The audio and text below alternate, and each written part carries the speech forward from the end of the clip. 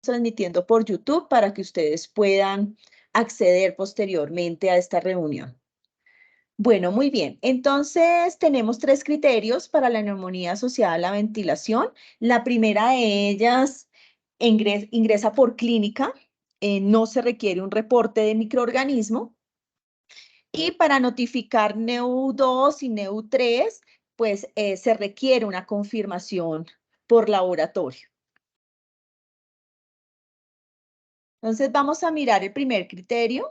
El primer criterio hace referencia a la neumonía definida clínicamente, pero además de tener un criterio clínico, también se debe cumplir con un criterio radiológico. Entonces, frente al criterio clínico, el paciente debe presentar fiebre, leucopenia. En mayores de 70 años, el estado mental puede estar alterado. El paciente presenta esputo purulento, tiene un inicio o un empeoramiento de la tos, ruidos respiratorios bronquiales, empeoramiento del intercambio de gases, aumento en los requerimientos de oxígenos. Y si el paciente cumple con alguno de estos criterios, pues tiene un criterio clínico y seguido a esto, pues tiene un criterio necesariamente radiológico. Para los pacientes que no tengan enfermedad de base, con una radiografía se pudiera confirmar la neumonía, pero si el paciente tiene una enfermedad de base cardíaca o pulmonar, es necesario tener 2 o más radiografías seriadas con alguna de estos, identificando en la radiografía un infiltrado nuevo progresivo, una consolidación o cavitación y hematoceles. Alguno de estos hallazgos radiológicos pues nos llevan a confirmar una neumonía definida clínicamente.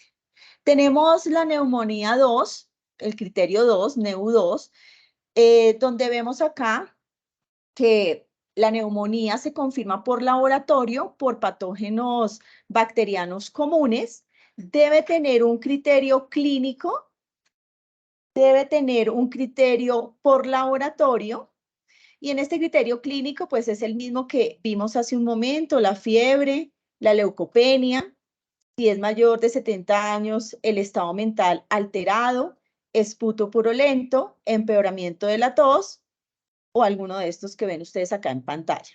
Frente al criterio por laboratorio, lo podemos confirmar por un hemocultivo que no esté relacionado a otra fuente de infección, cultivo positivo de líquido pleural y un cultivo positivo que se puede dar por lavado bronquialveolar o cepillado protegido.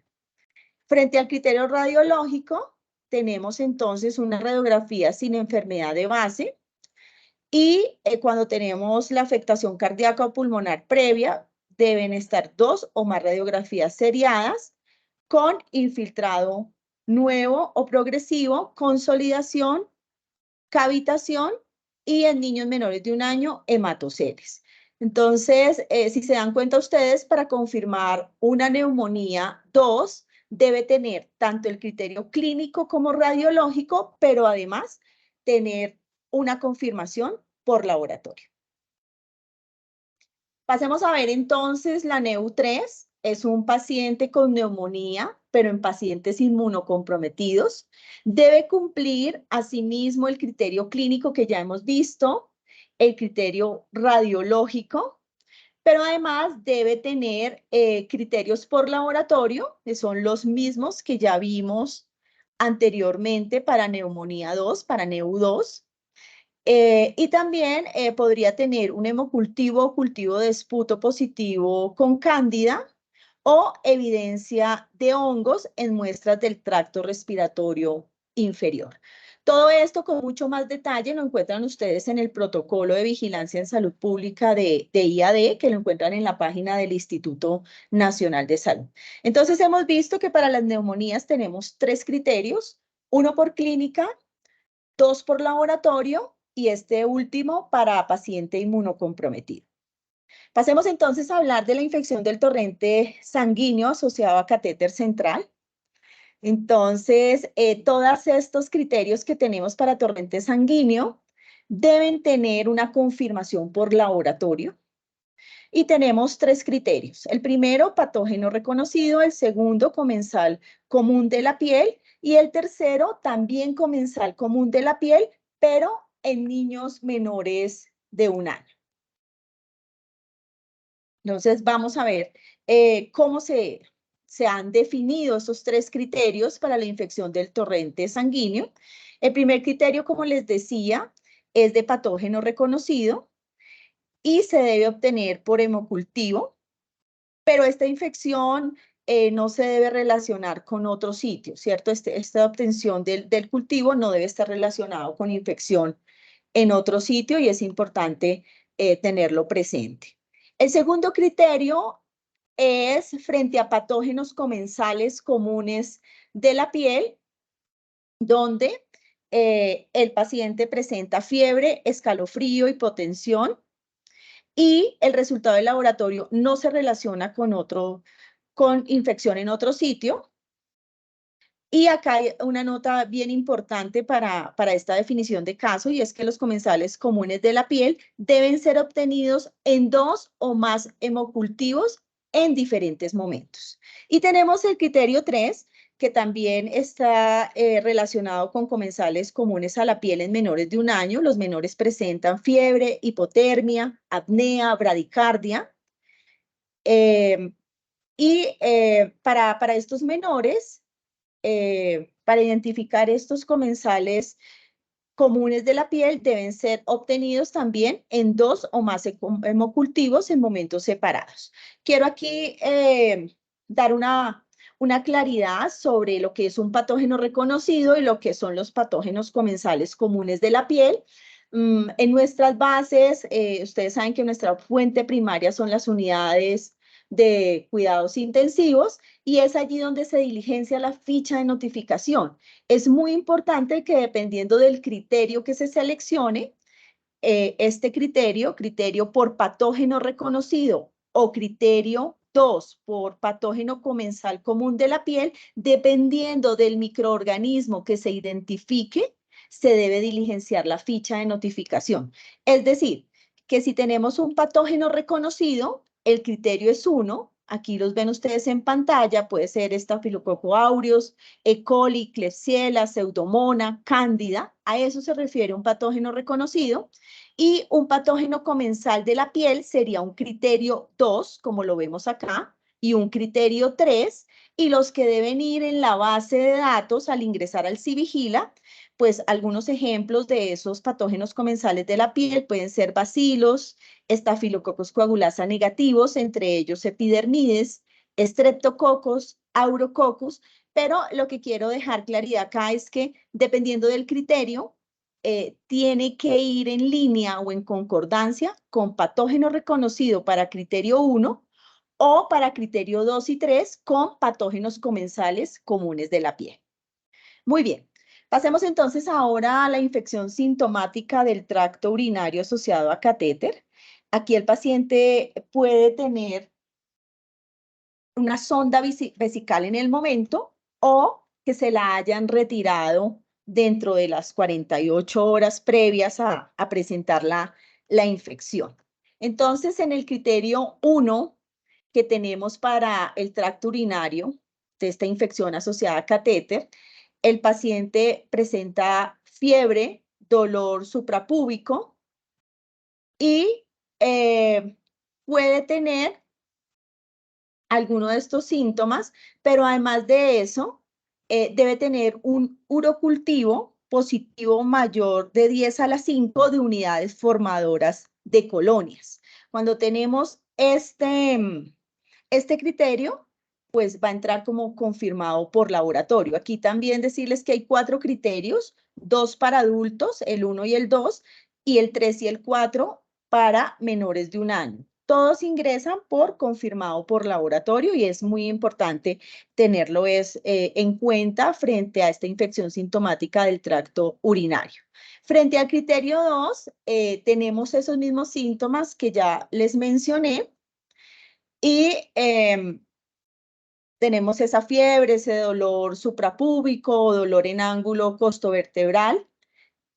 Asimismo, tenemos un urocultivo positivo entre 10 a la 3 y 10 a la 5, pero adicional a eso tenemos un parcial de orina con signos de infección. En este parcial de orina puede presentar estereasa leucocitaria, nitritos positivos, piuria o tinción de Gram positiva en ese parcial de orina.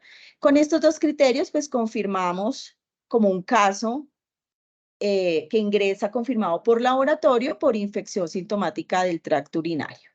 Frente a los menores de 1 año, tenemos el criterio 3. Los menores pueden presentar fiebre, hipotermia, apnea, bradicardia, disuria, letargia, vómito. Y asimismo tienen el urocultivo con 10 a la 5, mayor 10 a la 5 de unidades formadoras de colonias. El criterio 4 tiene estos mismos criterios, pero además presenta las características de un urocultivo con signos de infección.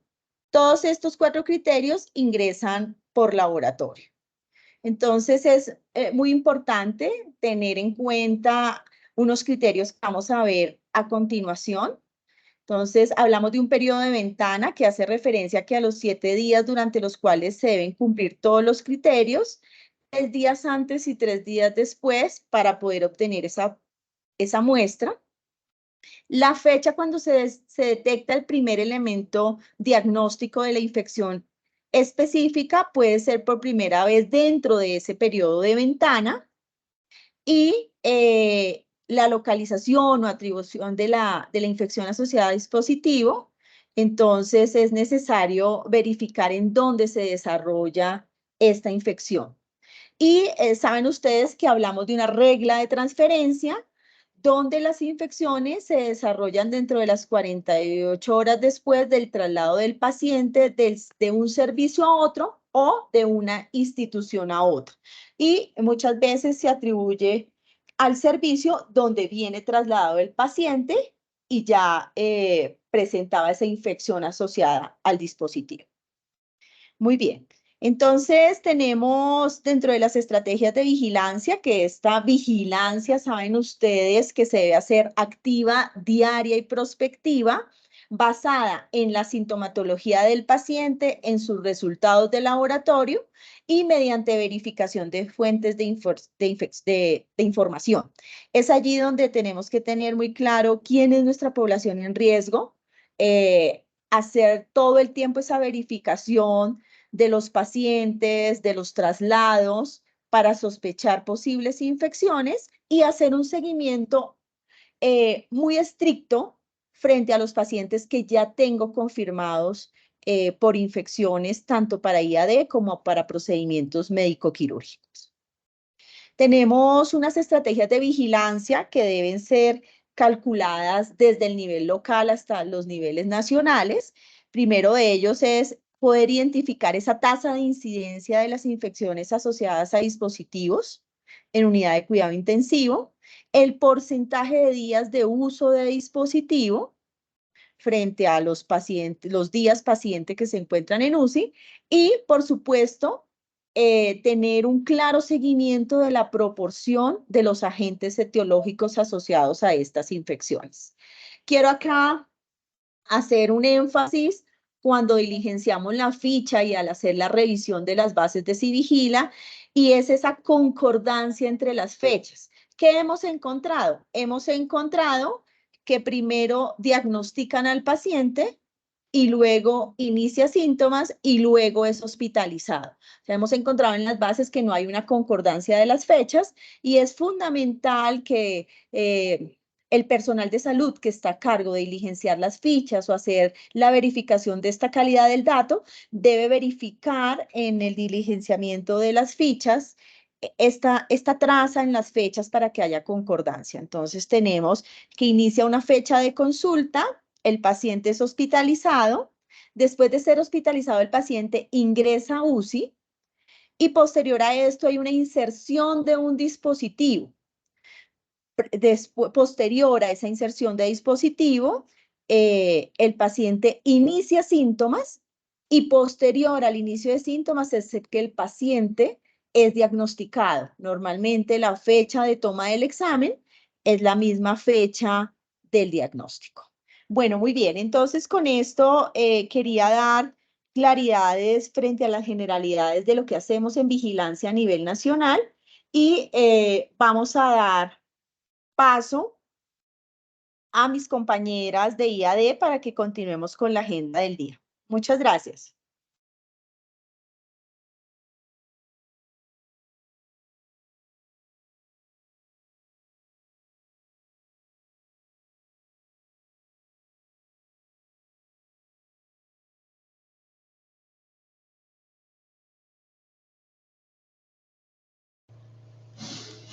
Bueno, buenos días. ¿Me confirman si me escuchan bien, por favor? Sí te escuchamos, se escucha tal vez Listo. un ruido de fondo, pero sí te escuchamos. Listo, perfecto. Bueno, buenos días. Mi nombre es Dora Callejas. Hago parte del equipo de vigilancia de infecciones asociadas a dispositivos y hoy quiero compartir con ustedes, dando preámbulo a todo lo que es este taller, quiero compartir con ustedes la parte de búsqueda activa. Vamos a revisar rápidamente qué es la búsqueda activa institucional y su importancia en el ámbito hospitalario. Entonces voy a compartir mi pantalla, permítanme un segundo.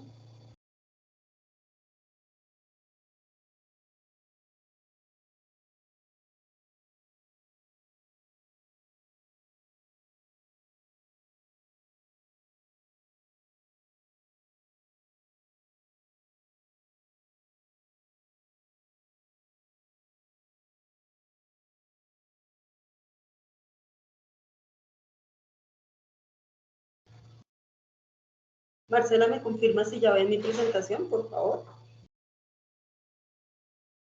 No, Dora, no se ¿No? está viendo tu presentación. Compartir.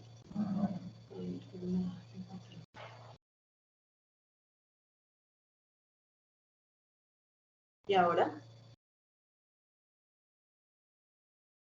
Sí, perfecto. Listo, perfecto. Entonces vamos a iniciar. Entonces, como ya les mencioné, vamos a aclarar rápidamente cuáles son o qué es la búsqueda activa institucional. Entonces, recordemos que la vigilancia es una vigilancia activa y pues que busca básicamente que la información, digamos que donde se produzca la información, los equipos de salud se desplacen a esas comunidades. Digamos que ese es el objetivo de la vigilancia activa. Recuerden que tenemos varios tipos de vigilancia. Tenemos vigilancia simplificada, la vigilancia centinela, la vigilancia activa, la vigilancia pasiva, la vigilancia intensificada y la vigilancia clínica, que es una de las principales que realizamos en el ámbito hospitalario. En cuanto a la búsqueda activa, básicamente es identificar eventos de interés en salud pública que no fueron notificados en la vigilancia rutinaria, es decir, que no fueron notificados al CIVIGILA para una posterior clasificación y notificación. Y pues obviamente esto permite complementar el proceso de vigilancia a nivel institucional, a nivel local y pues obviamente a nivel nacional. Recordemos que dentro de la búsqueda activa tenemos dos tipos de búsqueda activa, la búsqueda activa comunitaria y la búsqueda activa institucional. Hoy nos vamos a centrar en la búsqueda activa institucional. Entonces, ¿qué es la búsqueda activa institucional? La BAI. La BAI es esa estrategia, como ya les mencioné, es la estrategia que utilizamos para la detección de los casos que por cualquier razón no fueron notificados o ingresados de manera inmediata al sistema de vigilancia. Y utilizamos fuentes de información complementarias como RIPS o como historias clínicas. Y esta BAI es un instrumento de control de calidad de la vigilancia de rutina. ¿Cuál es el propósito de la BAI? Pues básicamente es implementar esa metodología de búsqueda activa en la institución para que con base en fuentes de información, ya sean los RIPS, o sean las historias clínicas de los pacientes, fortalezcamos el proceso de vigilancia, tanto en la institución, pues como obviamente a nivel local y a nivel nacional. Entonces tenemos que la BAI es aquella estrategia que nos incluye la revisión y la verificación de todas las historias clínicas, todas las fuentes de información, para establecer si ese diagnóstico que registramos en los RIPS o en la historia clínica efectivamente o en otra fuente de información, que más adelante las vamos a ver, cumple o no cumple con la definición de caso, pues obviamente para su clasificación, para su notificación. En este caso, en la sesión de hoy, pues nos vamos a centrar en aquella búsqueda activa que se va a realizar para las infecciones asociadas a dispositivos. Esta búsqueda activa será pues un mecanismo por el medio del cual se va a minimizar ese subregistro o esa no identificación de casos de eventos de interés en salud pública. Lo vuelvo y les menciono, aquí nos vamos a centrar en las infecciones asociadas a dispositivos. Entonces, son todas las estrategias que vamos a implementar al interior de la institución para que podamos cubrir o digamos que podamos tener mayor certeza que efectivamente las IAD que se nos están presentando en la institución están ubicadas, están analizadas y están notificadas. ¿Cuáles son los criterios para la realización de la VAI? Que ya mi compañera Sandra va a hacer ahorita un poco más de énfasis en este tema. Ante silencios epidemiológicos, debemos realizar VAI. Ante la identificación de indicadores de vigilancia en niveles inadecuados, también debemos realizar búsqueda activa institucional. Y también debemos realizar VAI cuando tengamos comportamientos inusitados o situaciones de alerta, ya sean brotes o algún otro tipo de caso potencial de evento de interés en salud pública. En estos casos puntuales debemos realizar la búsqueda activa institucional. Y debemos tener en cuenta que la VAI debe realizarse siempre ante la presencia de un caso sospechoso, ya sea probable o confirmado, de cualquier evento de interés en salud pública. Pero como hoy nos vamos a centrar en las infecciones asociadas a dispositivos, hablamos de cualquier caso sospechoso que tengamos de infección asociada a dispositivos. Hasta aquí dejamos esta parte, le doy paso a mi compañera Sandra para que continúe con toda la parte de riesgos y silencios epidemiológicos. Cualquier duda, estamos atentos. Muchas gracias.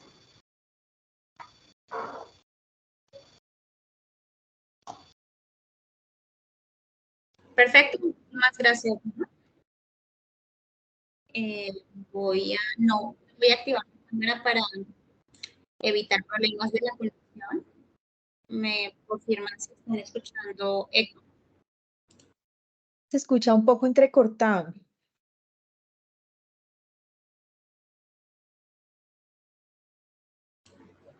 Ahí yo creo que mejora la señal.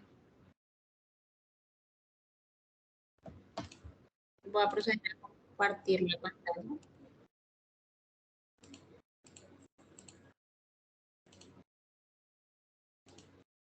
¿Me confirman si están bien?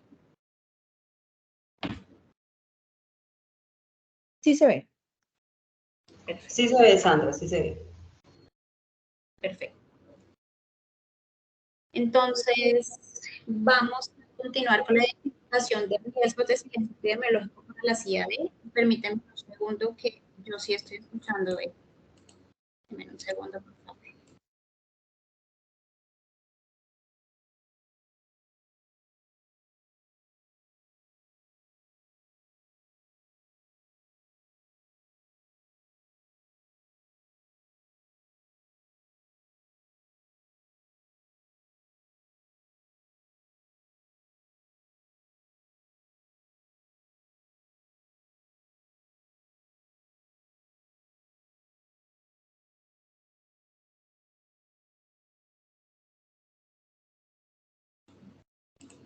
Perfecto. Como anteriormente. Espérenme un segundo, por favor.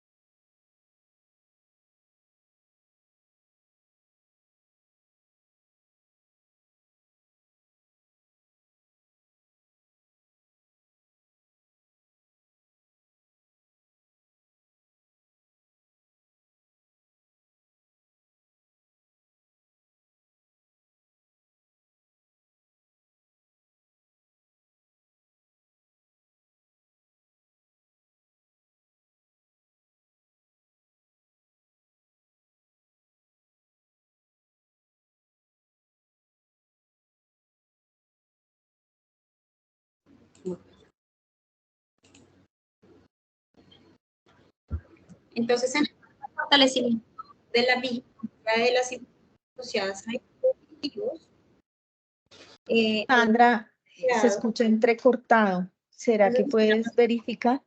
Se escucha entrecortado. Qué pena con ustedes.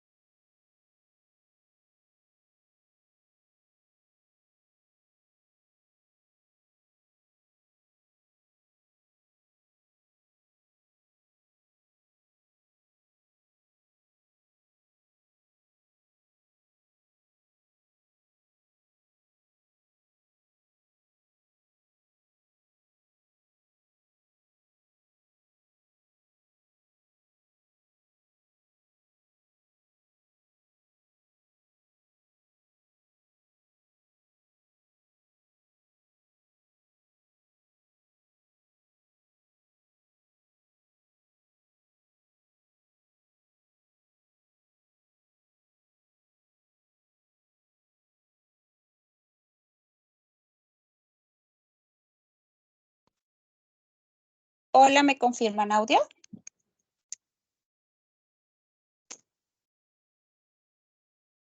Te confirmamos, adelante. No estás compartiendo pantalla. No, perfecto. Entonces ya voy a proceder a compartir pantalla.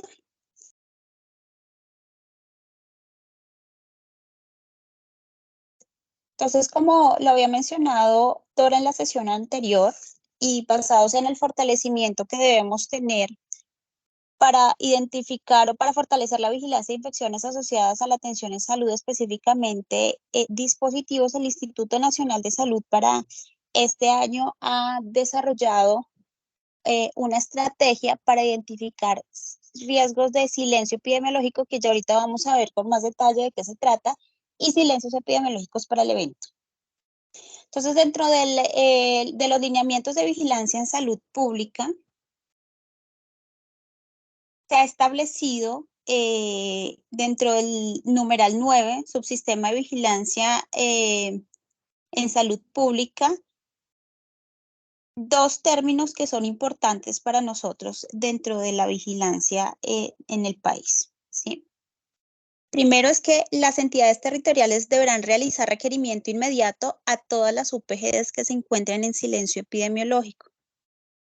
Y aquellas instituciones que estén en ese estado de silencio epidemiológico,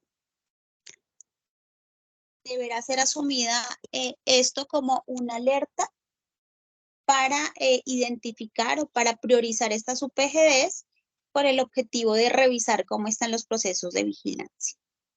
En este sentido, nosotros necesitamos aclarar qué es un silencio epidemiológico para una IAD y qué es una alerta o un riesgo en silencio epidemiológico.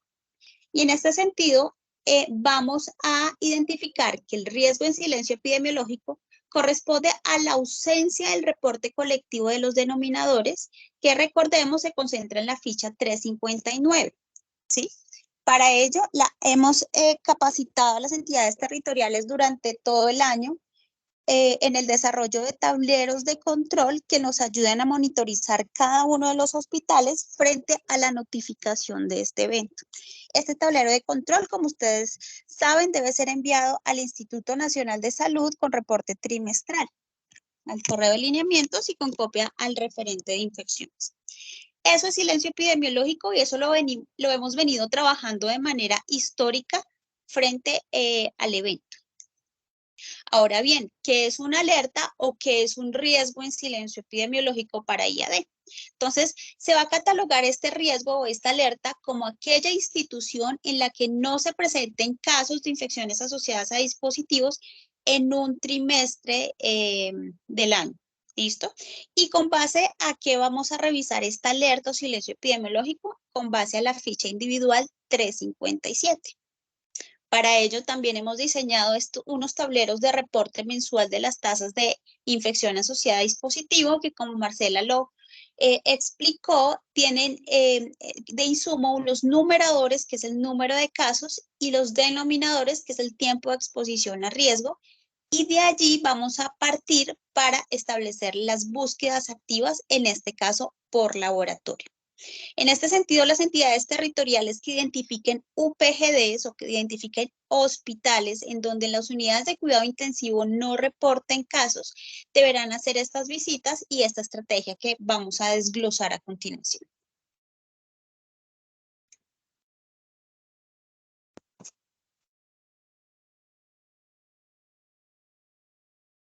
En este sentido, entonces aquí en esta diapositiva mostramos un resumen de lo que realizamos en los procesos de notificación de vigilancia. Como Marcela lo comentó, son 3 infecciones que ustedes deben estar monitorizando en las unidades de cuidado intensivo y que se notifican a través de una ficha individual de caso que tenemos como número 357.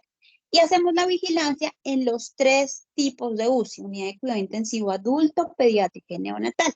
Y cada mes las UPGDs reportan una notificación colectiva, que básicamente es el reporte del consolidado mensual de los días dispositivo, o sea, días ventilador mecánico, días catéter central, días catéter urinario y días paciente, con otros insumos que van a ser muy importantes como el número de camas vigiladas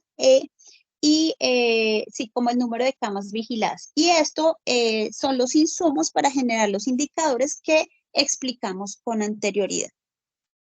En este sentido, el silencio epidemiológico, recordémoslo, va a ser basado en la notificación colectiva. Entonces, toda institución que no notifique estos denominadores a través de la ficha 357 va a incurrir para nosotros en un silencio epidemiológico. Y aquí, aquella institución que no reporte casos en un trimestre, lo vamos a tomar como alerta o riesgo de silencio epidemiológico.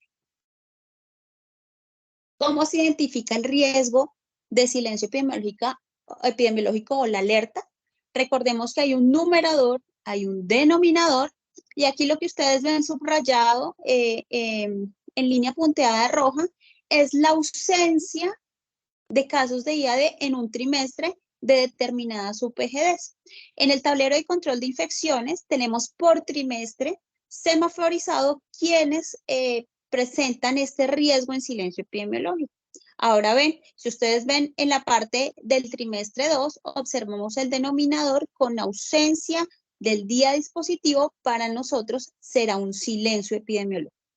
Entonces, supremamente claro que lo tengamos en cuenta, porque dependiendo de cómo nosotros capturemos los riesgos en silencio epidemiológico y los silencios epidemiológicos, será nuestra base para priorizar las UPGDs que vamos a tener que ir a visitar.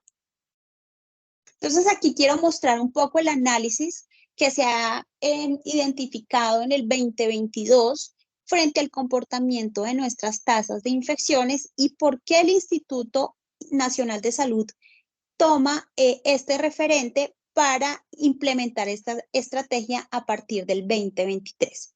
Entonces, lo que observamos a mano derecha, concentrémonos a mano derecha, observamos los percentiles de las tasas de infección y los porcentajes de uso de dispositivo en las unidades de cuidado intensivo adultos. Esta información se genera también en pediatría y se genera en neonatos. En este sentido, en el año 2022, y lo que hemos visto en años anteriores, es que el 50% de nuestras instituciones no reportan casos o reportan tasas con 0 casos. ¿Sí? ¿Esto qué quiere decir? Esto llama mucho la atención para el país, teniendo en cuenta pues la dinámica de la prestación del servicio y que es inusual que en todo un año no se presenten casos de infección. situación que llama bastante la atención, que son los datos que ustedes observan en el recuadro rojo que está en las diapositivas. Si uno analiza la UPGD en general, ¿sí? Observamos que el 25% de las UCIs del país no reportan ningún caso al sistema de vigilancia, a pesar que sí reporta los denominadores. Y cuando hacemos la estratificación por más de 10 camas y menos de 10 camas, también observamos un panorama similar. En menos de 10 camas observamos el 50% que no reportan casos y en más de 10 camas el 25%, situación que llama bastante la atención. Al analizar entonces por UPGDs y por entidades territoriales, observamos que para el año 2022 un total de 86 86 hospitales no reportaron ningún caso dentro del sistema de vigilancia, ¿sí? Y al analizar la capacidad instalada, que es lo que ustedes observan acá como número de UPGDs, observamos que las varias entidades territoriales tienen una proporción importante de instituciones que a pesar que reportan denominadores, no reportan casos, y eso lo estamos catalogando nosotros como riesgo en silencio epidemiológico o riesgo de ausencia de la notificación de los casos. ¿Sí? Entonces estamos observando Bichá, Atlántico, Guajira, Magdalena, Valle, Bolívar. La mayoría de las instituciones, de las entidades territoriales cuentan con por lo menos una UPGD o dos UPGDs que no reportan casos durante todo el año, ¿sí? Esta estrategia que vamos a denominar búsqueda activa por laboratorio para las infecciones asociadas a dispositivos se genera con cortes trimestrales, y ahorita lo vamos a tener en cuenta. Y la idea es que no lleguemos a fin de año y tengamos este panorama que estamos evidenciando en el 2022 y que evidenciamos en los años anteriores. Esta es la forma que nosotros calculamos los riesgos de silencio epidemiológico y los silencios epidemiológicos para el país. Y es la forma en que las entidades territoriales deben hacer su monitorización en las UPGDs pues, que estén dentro de su jurisdicción. Teniendo en cuenta lo anterior, ahora sí vamos a desglosar como tal la estrategia de la búsqueda activa institucional que se ha propuesto para este año. Primero que todo vamos a desglosar el objetivo y el objetivo es establecer el procedimiento que vamos a utilizar las entidades territoriales y pues esto también puede ser insumo para las UPGDs para realizar la BAI, búsqueda activa por laboratorio, como una estrategia para la detección de las infecciones asociadas a dispositivo en las unidades de cuidado intensivo que se encuentran en riesgo de silencio epidemiológico para el sistema de vigilancia en salud. Teniendo en cuenta lo anterior y como reposan los lineamientos técnicos para la vigilancia en salud pública, esta BAI se deberá realizar en todas las UPGDs que no reporten casos de IA Densi Vigila durante un trimestre. Y aquí traigo a colación unos pantallazos textuales que están en el documento de los lineamientos. ¿Sí? Entonces recordemos, un silencio epidemiológico para las IAD va a ser la ausencia del reporte colectivo de los denominadores o lo que nosotros mencionamos como ficha 359. Y el riesgo en silencio epidemiológico o la alerta en silencio epidemiológico la vamos a realizar en UPGDs que no reporten casos individuales a través de la ficha 357 durante un trimestre. ¿Cuándo deben enviar esta información las entidades territoriales? Se van a hacer dos reportes. Según nuestros lineamientos 2023, nosotros aplicaríamos entonces para dar reporte el 22 de diciembre del 2023 y recuerde que el envío de esta información, los formatos BAI y las actas o encuestas de las visitas, las debemos remitir al correo transmisibles@ins.gov.co para que sea oficial. Esta información está en la página 53 de los lineamientos de vigilancia en salud pública. Entonces, ahora sí vamos a desglosar y aquí voy a empezar a, digamos, abrir archivos pero con el propósito de que ustedes verifiquen la forma y de realizar esta estrategia, que básicamente es muy sencilla, que sé que muchas instituciones de salud lo realizan diariamente en su día a día.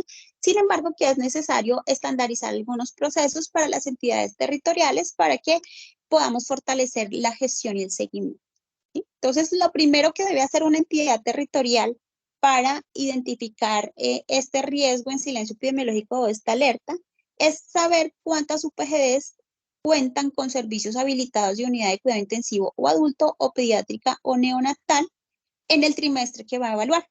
Y tenemos dos rutas por las cuales nosotros podemos generar esta información o podemos verificar esta información. Lo primero que vamos a revisar es el registro especial de prestadores y para esto tengo que salirme de la presentación y voy a abrir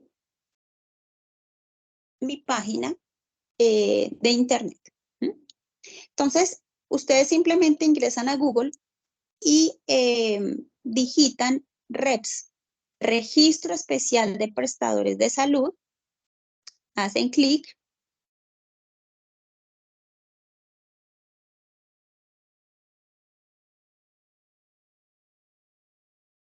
Darle aquí cerrar. Y por defecto tiene un usuario y una contraseña. No vamos a modificar nada, simplemente vamos a ingresar. Este aplicativo me va a mostrar cuántas UPGDs cuentan con los servicios que estamos vigilando.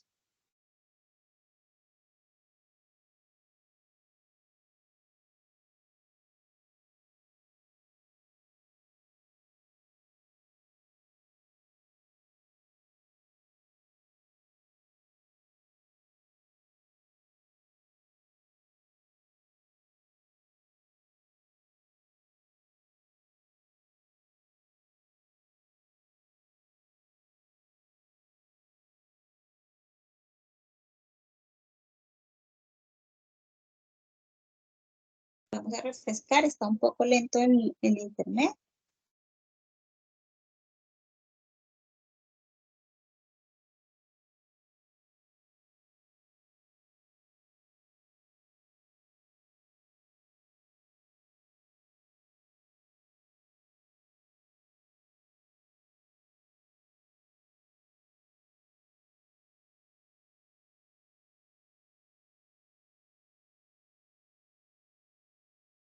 Ingresar nuevamente.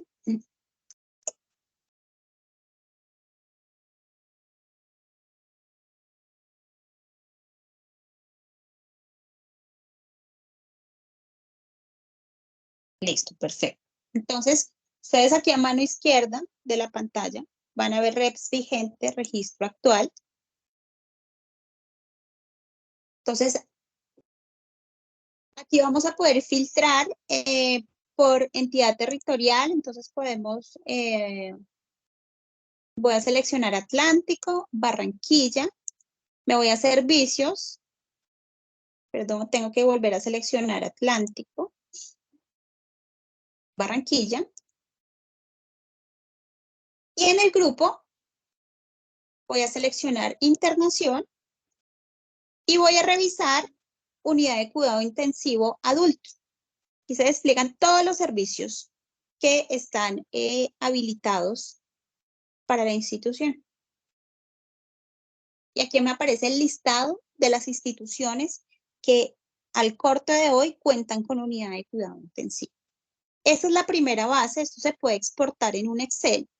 Es la primera base que vamos a tener en cuenta para realizar los procesos de revisión. Entonces hay que revisar si todas estas UPGDs que observan en la diapositiva, en la pantalla, perdón, están reportando al sistema de vigilancia. En caso que no, entonces hay que hacer el proceso para vincularlas al sistema. ¿Listo? Este es el número grande o este es digamos, la población que tengo de unidades de cuidado intensivo. Ahora vamos a verificar en el portal Civigila qué instituciones están caracterizadas. Entonces ingreso al portal Civigila, me voy a publicaciones y descargo red de operadores.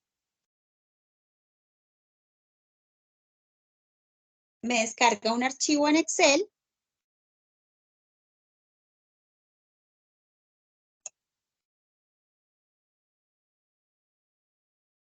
Abrir al finalizar la descarga.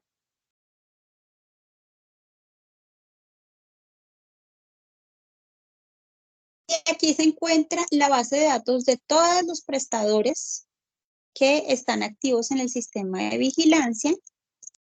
Me voy a la columna W, notifica IAD, perdón, y todo lo que tenga 1 será el activo para mi sistema de vigilancia. Estamos haciendo el ejercicio con Barranquilla. Entonces tengo 15 instituciones y en reps, vamos a mirar,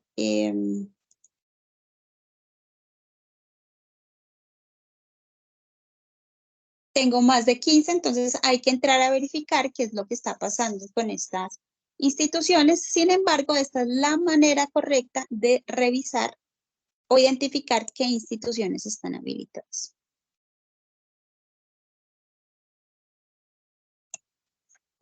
Ahora bien, este es el a grosso modo, cómo es que nosotros vamos a identificarlo, si solamente notifica IAD o no. Si queremos entrar más al detalle y saber cuántas unidades de cuidado intensivo adulto, cuántas pediátrica y cuántas neonatal, debemos ingresar a nuestro portal Civigila y en las consultas o reportes más complementarios vamos a ingresar el evento 357 y vamos a hacer clic en los anexos, anexos UPGD y anexos UCIS. Le vamos a dar consultar, ahí me va a descargar esta base de datos sabiendo exactamente por entidad territorial cuántas, quiénes tienen unidad de cuidado intensivo adulto, quién es unidad de cuidado intensivo pediátrica y quién unidad de cuidado intensivo neonatal. Voy a hacer una prueba de descarga con mi usuario.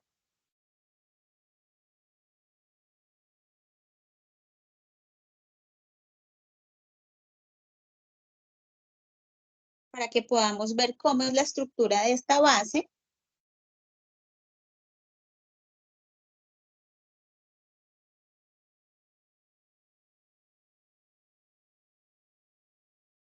.357 ya está por defecto. UPGD y UCI. Y le voy a dar consulta.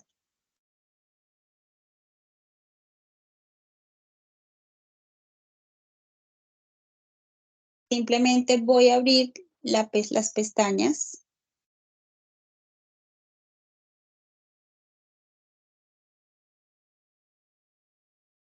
Y aquí me dicen por nombre, departamento, municipio y quién tiene una unidad de cuidado intensivo A, adulto, N, neonatal y P, pediatría. ¿Listo? Con el número de camas respectivos. Y si está activo en el sistema o no, que aquí es muy importante, solamente filtramos quienes están activos en el sistema y estos son los servicios o la distribución que tenemos en el país con las unidades de cuidado intensivo. Entonces, ya sabiendo en mi entidad territorial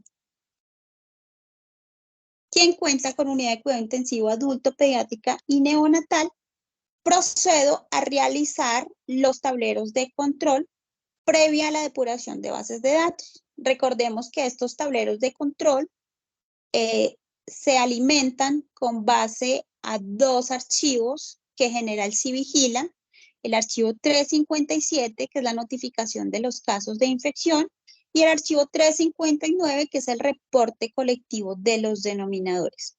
Ya habíamos dado una charla de cómo manejar o utilizar estos tableros de control y esto ya va más enfocado a las entidades territoriales y aquí simplemente tenemos el nombre de la UPGD, el código entidad territorial y cómo está comportándose la tasa de incidencia por mes y por trimestre. Entonces aquí observamos ya en este tablero de control las instituciones que en el trimestre se están identificando riesgos en silencio epidemiológico o en otras palabras que no han notificado casos durante el trimestre que hemos seleccionado. ¿Listo? Entonces, una vez identificamos estos, hacemos la priorización y debemos coordinar una visita en terreno, y cuando vayamos a coordinar esta visita debemos solicitar los siguientes insumos. Primero es la caracterización de las unidades de cuidado intensivo, o sea, el archivo en Excel que acabamos de descargar, donde sepamos servicio y número de camas. Debemos también solicitar a la institución una base que puede ser en formato HUNET o una base de microbiología en Excel con cultivos positivos que incluya como mínimo las siguientes variables: servicios, nombre, identificación, muestra, prueba y el microorganismo. ¿Listo? Adicionalmente, como debemos revisar otros puntos importantes en la estrategia de vigilancia, debemos solicitar que en la visita la UPGD tenga listos los formatos de recolección de los denominadores y el porcentaje del uso del dispositivo, ventilador mecánico, catéter central, catéter urinario, que se derive de la vigilancia realizada por la UPGD. En caso de que la UPGD tenga ausencia de estos datos, esta UPGD incurre en el incumplimiento de los lineamientos nacionales para la vigilancia en salud pública y se deberán generar las acciones pertinentes y correspondientes para vincularlas al sistema y para adherirlas a la estrategia de vigilancia. Adicionalmente, todas las UPGDs deben tener una base de seguimiento de los pacientes en la unidad de cuidado intensivo, quienes durante el periodo a analizar fueron expuestos a los dispositivos invasivos relacionados con la estrategia de vigilancia, cuáles: ventilador mecánico, catéter central y catéter urinario. Entonces, las UPGDs tienen bases de datos en donde siguen a sus pacientes y pues diligencian ciertas variables de interés que ayudan a clasificar los casos de infección. Entonces, estas bases de datos deben ser solicitadas por el ente territorial en el momento de hacer la visita, pero en caso de que no se tengan estas bases de datos, se deberá solicitar o la base de datos de ingreso hospitalario o se podrá utilizar la base de datos de los cultivos positivos o los de microbiología. Sin embargo, pues si utilizamos estos insumos, pues va a ser un número grande de pacientes que debemos revisar historia clínica y verificar si cumplen o no cumplen criterios. Por eso es que es importante que los comités de infecciones hagan sus bases de seguimiento de los pacientes expuestos a los dispositivos. Entonces, una vez tenemos esta información, ¿cierto?, solicitada previamente, en el momento en que vamos a realizar la visita, vamos a aplicar la revisión de la estrategia de vigilancia, y para ello, pues vamos a tomar como base la guía para la evaluación de componentes básicos para los programas de prevención y control de infecciones asociadas a la atención en salud. Recordemos que esta guía fue elaborada por la OMS-UPS y que contempla 8 módulos, dentro de los cuales vigilancia es uno de los módulos a evaluar. En este ejercicio o esta guía, fue traducida por el Ministerio de Salud y Protección Social en el marco pues de la evaluación inicial que hizo del programa, y este es el insumo que vamos a utilizar. Entonces vamos a revisar el insumo que está en Excel.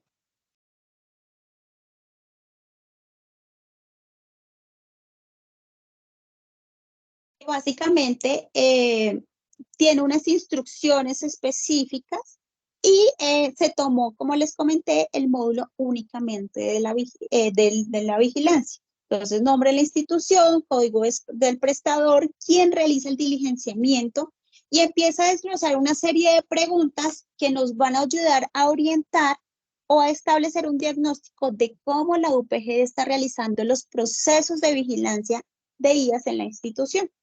Entonces, preguntas como si la vigilancia, ¿es la vigilancia un componente bien definido dentro del programa? Si hay personal responsable para realizar las actividades de la vigilancia, si el personal está capacitado, si tiene apoyo de informática, de equipos, tecnología, móviles para el desarrollo de las actividades de vigilancia. si ha realizado priorización para definir los eventos trazadores o lo que se va a vigilar en el hospital, y simplemente, bueno, y otras preguntas también de infecciones de sitio quirúrgico, de infecciones asociadas a procedimientos médico-quirúrgicos, que nos van a ayudar a establecer un diagnóstico general frente a cómo está esa vigilancia. Y aquí las respuestas son sí y no. En este sentido, los componentes que tengan no son los componentes que nosotros como entidad territorial vamos a entrar a intervenir y vamos a solicitar pues planes de mejora frente a algunos eventos que tengamos dentro de los tópicos, perdón, que tengamos la denominación no. ¿Listo?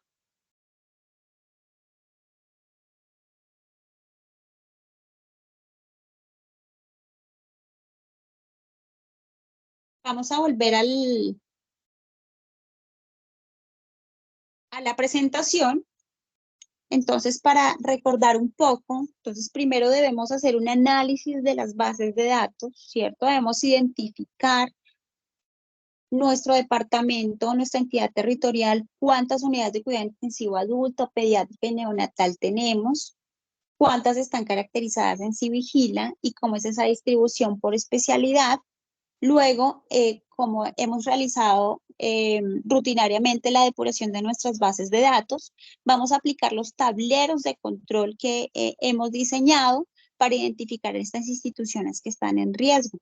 Una vez identifiquemos las instituciones en riesgo, vamos a hacer la gestión para iniciar una visita de seguimiento, y en la visita de seguimiento vamos a incluir o vamos a solicitar algunos archivos. Entonces ya mencionamos qué archivos son los que tenemos que solicitar, y una vez en terreno, ya con esos archivos, lo primero que vamos a hacer es la revisión de la adherencia de la estrategia de vigilancia con base a la guía de evaluación de componentes básicos para los programas de prevención y control de infecciones. ¿Listo? Ahora bien, teniendo los insumos ya verificados, vamos a utilizar dos bases de datos. La base de datos de laboratorios y la base de datos de los pacientes que están expuestos a los dispositivos. Entonces, vamos a tener que realizar un cruce de las variables por número de cédula o número de identificación, por el nombre y por el mes, para identificar qué pacientes que estuvieron expuestos al dispositivo tuvieron un cultivo positivo, teniendo en cuenta estas especificaciones en las muestras que son tomadas pues basados en el diccionario de Junet. Entonces recordemos que para infección sintomática del tracto urinario, en Junet podemos tomar urocultivo. Los tipos de muestra, pues orina aspirado suprapúbico, orina con catéter, orinastomía, orina riñón, orina vejiga, que son las categorías que tal vez ustedes pueden encontrar en esta base de datos. Y es importante aclarar que no se aceptan las orinas por micción espontánea. Con infección del torrente sanguíneo vamos a tomar solo muestra de sangre, prueba hemocultivo.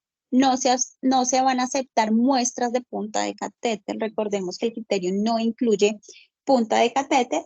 Y para neumonía asociada a ventilación mecánica podemos tomar aspirados traqueales, cepillo protegido, empiema pleural, lavado broncoalveolar, líquido pleural, minival, pulmones, respiratorio tracto, respiratorio bajo y respiratorio bajo, que son las categorías que podemos encontrar en el Junet para hacer la selección de nuestros casos sospechosos. Vamos a proceder un poco a explorar y a revisar estas bases de datos. Entonces, esta es nuestra base de datos de Junet. Recordemos que no implica que una limitación que la UPG no tenga Junet para hacer la estrategia de vigilancia por laboratorio. Lo podemos hacer a través de las bases de datos en Excel que tenga la institución disponible, que cuente como mínimo con nombre, número de identificación, servicio y pues microorganismo, que es muy importante. Pero aquí vamos a utilizar esta base de datos, que es una base de datos de Junet, para realizar nuestro ejercicio. Entonces,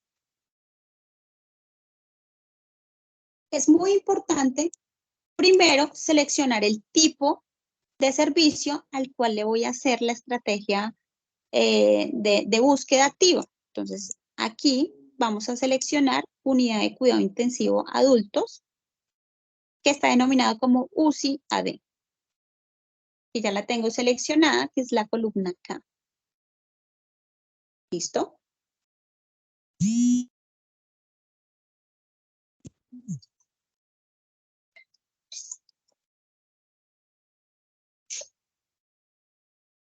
En este sentido, también vamos a tener que explorar otras variables, como la fecha en la que se recolecta el cultivo y el microorganismo.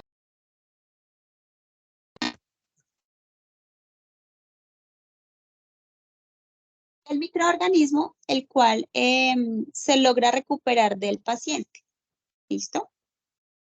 Ahora, vamos a revisar un modelo de una base de datos muy sencilla para seguimiento de pacientes con dispositivo. Entonces, como ustedes se dan cuenta, aquí están los nombres, los apellidos, la identificación, la edad, qué servicio, en qué cama, fecha de ingreso, el diagnóstico de ingreso, qué dispositivos insertados tiene el paciente con sus fechas respectivas de inserción, el tipo de cultivo, toma de cultivo y el microorganismo. Si se confirma IAS, qué tipo de IAS tiene, el seguimiento y el cruce con el CUNED, ¿sí?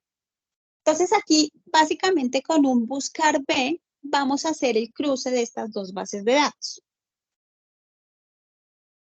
Entonces vamos a tomar como llave el número de identificación, que es este que ven acá, en la columna D. Aquí yo ya había jalado unos datos, simplemente voy a volver a hacer el cruce con un buscar B.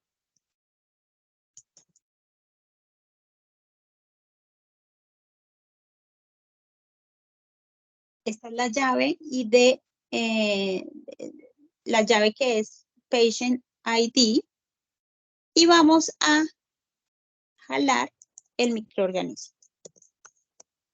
Si no sé cómo hacer el buscar B, porque de pronto se me dificulte, ¿sí? Entonces, simplemente copio el número de identificación de mi paciente, me voy a la base de datos, le doy buscar B, copio el número de cédula y busco el paciente. Aquí los voy a seleccionar, lo voy a colorear en amarillo para poder tener una mejor lectura del paciente.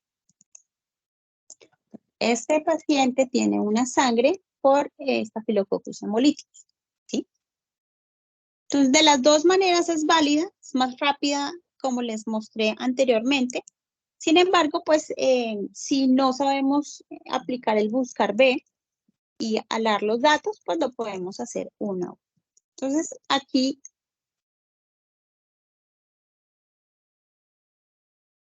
ya tenemos nuestros datos. Entonces, ya tenemos aquí el cruce con el CUNED o el cruce con la base de datos y observamos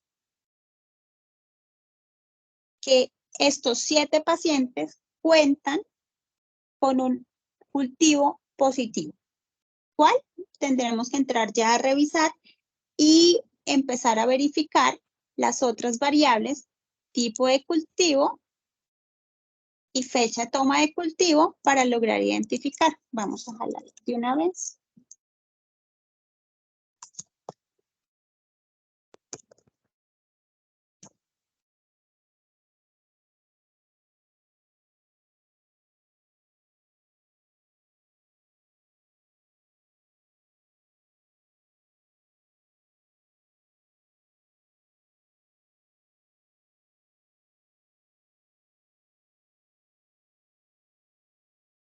Entonces tenemos sangre, sangre, orina, sangre, lavado broncoalveolar, sangre y sangre.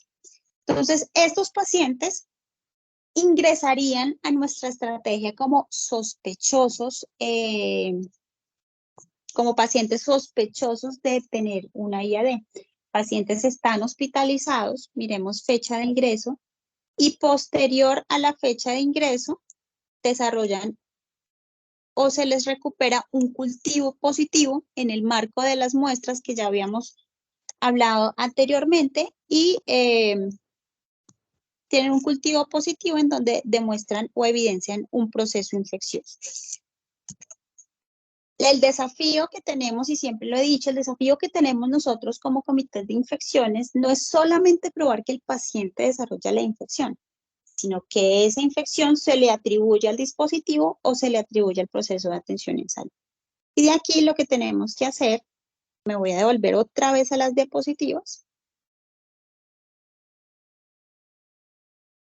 es analizar las historias clínicas. Entonces aquí ya vamos a empezar a incluir los insumos que debemos nosotros notificar al Instituto Nacional de Salud como entidades territoriales cuando vamos a proceder a hacer esas búsquedas activas institucionales. Entonces ya vimos en el cruce, identificamos 7 pacientes, estos 7 pacientes debemos reportarlo en un anexo que vamos a colgar en la página web del instituto que se llama Búsqueda Activa por Laboratorio para la detección de casos de infecciones asociadas a dispositivos. Entonces lo vamos a ver aquí en Excel.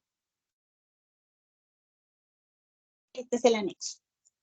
Entonces, para el anexo que debemos llenar, voy a aumentar un poco el zoom para que todos podamos ver. Entonces, el departamento distrito al cual pertenezco, con el municipio al cual pertenezco, el trimestre a evaluar, si es el primero, segundo, tercero y cuarto, de qué año, el nombre de la UPGD, qué servicio voy a verificar, unidad de cuidado intensivo adulto, pediátrica neonatal, según corresponda, el responsable quien hace la búsqueda, su correo electrónico y su teléfono, ¿sí? Y estos datos los solicitamos porque en el momento de hacer la revisión de estas bases de datos, pues si tenemos, de esta estrategia, perdón, si tenemos dudas, pues deberemos comunicarnos con la persona. ¿Mm? Entonces, lo primero que vamos a ingresar es el tipo de infección a validar. Entonces,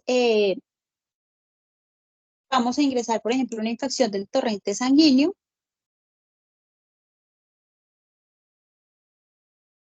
Del paciente X.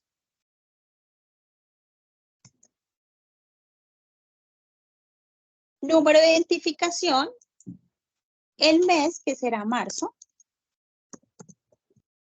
Fecha de toma de cultivo, que para este caso es el 803. El tipo de muestra, y aquí voy a seleccionar, entonces es un hemocultivo, microorganismo aislado.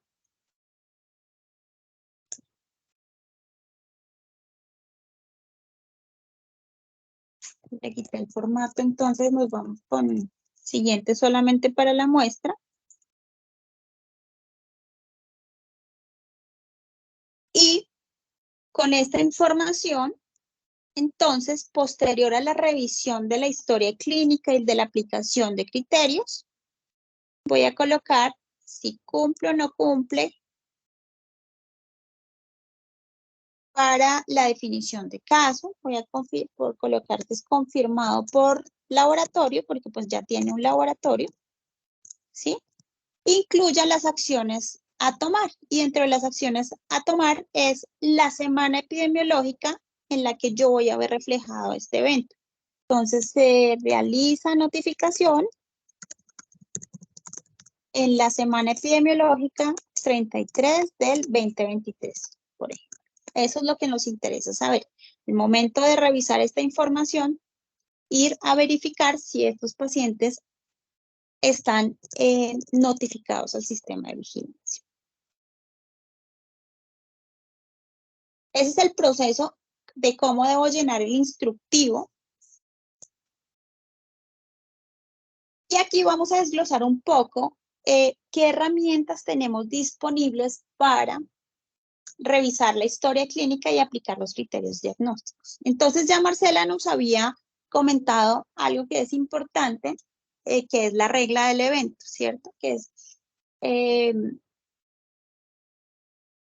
recordemos que el diagnóstico de la infección para el sistema de vigilancia en salud pública deberá ser igual a la fecha en la toma del primer elemento diagnóstico, que en este caso el primer elemento diagnóstico será el cultivo, ¿cierto? Y en el marco de ese cultivo, entonces vamos a empezar a revisar la historia clínica 3 días antes y 3 días después para un total de 7 días para poder establecer el cumplimiento de todos los criterios epidemiológicos para este evento de interés en salud pública. Tenemos una ayuda que está disponible para Play Store, para App Store, que es el aplicativo Vigías, que es una app que cuenta con los algoritmos diagnósticos para la clasificación de los casos. Entonces, ustedes simplemente van al Play Store,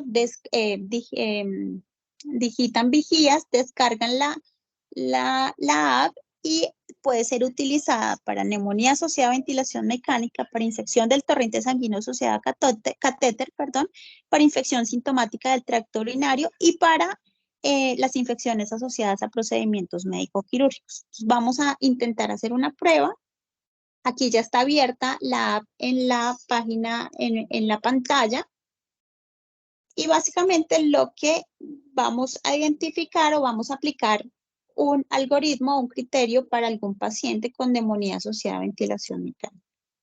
¿Sí? Entonces, hace preguntas que son las mismas que están establecidas en el protocolo. Entonces, paciente estuvo intubado o ventilado, pues le vamos a poner sí. Si le ponemos no, miremos qué pasa si le ponemos no. No cumple criterios para clasificar el caso de neumonía. Vamos a salir nuevamente. Vamos a aplicar que sí. Y cumple la definición de paciente inmunocomprometido. Ya Marcela habló un poco de esto. Vamos a poner que no. Simplemente si no, no seleccionamos. Vamos a seleccionar el grupo de edad. Lo vamos a hacer para cualquier edad. Que no cuenta con 2 radiografías comparativas, no lo vamos a seleccionar.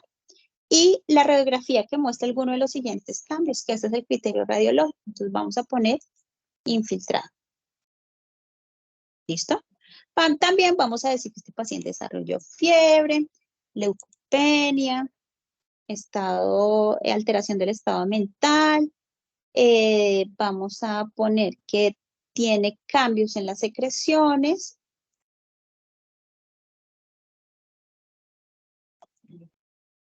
Vamos a colocar tos, disnea, taquipnea y listo. Ahí me va a aparecer un mensaje que dice que este paciente en este algoritmo diagnóstico con estas características cumple criterios para la clasificación de causas y deben ser notificados al sistema de vigilancia. ¿Sí?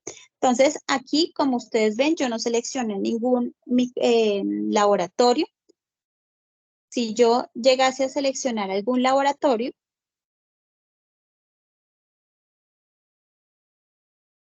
entonces vamos a poder notificar esto como NEU2 o NEU3 según la explicación de Marcelo. Entonces, una forma rápida de realizarlo, si no, lo podemos hacer a través del protocolo de vigilancia. Entonces, aquí vamos a ingresar a la página del Instituto Nacional de Salud.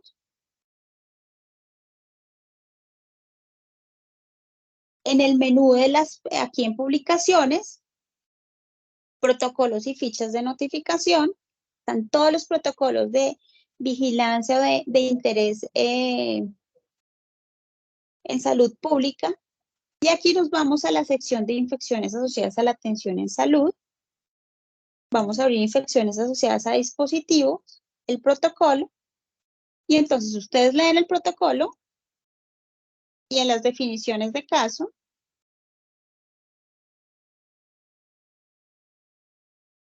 que simplemente leen y chulean, ¿sí? Leen el protocolo y van seleccionando el cumple o no cumple.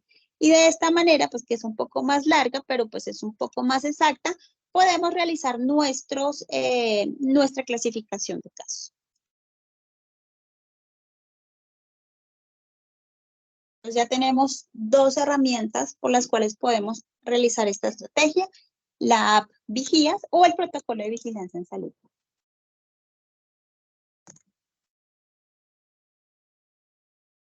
Gracias, Sandra. Hay unas preguntas en chat. No sé si en este momento o más adelante nos comentas, por Más favor. adelante, si quieres, Listo. termino de Muy hacer bien. la ponencia y más adelante clarificamos las inquietudes. Entonces, Perfecto. una vez nosotros tengamos estos casos de infección en donde confirmemos que cumplen con definición de casos, vamos a solicitarle a la UPGD que realice la notificación o el ingreso al Civigila de manera inmediata. ¿Listo? Como último paso, entonces todos estos hallazgos deberán ser documentados en un acta de visita y en caso pues, de identificar fallas en la vigilancia, ausencia de la notificación, deberá generarse un plan de mejora que deberá supervisarlo la entidad territorial. ¿Sí? En caso de que la UPG incurra en el cumplimiento de estos planes de mejora, pues la entidad territorial como autoridad sanitaria local deberá realizar o implementar las acciones de acuerdo a su competencia. Y por último, en los tiempos establecidos en los lineamientos de vigilancia y salud pública, deberán enviar todos estos aportes al correo lineamientos@ins.gov.co. Recuerden que estos tiempos o los cortes para hacer las BAI por laboratorio serán trimestrales y el envío será en diciembre del 2023. Esto era todo, entonces ahora sí voy a dejar de compartir pantalla y voy a proceder a responder las inquietudes.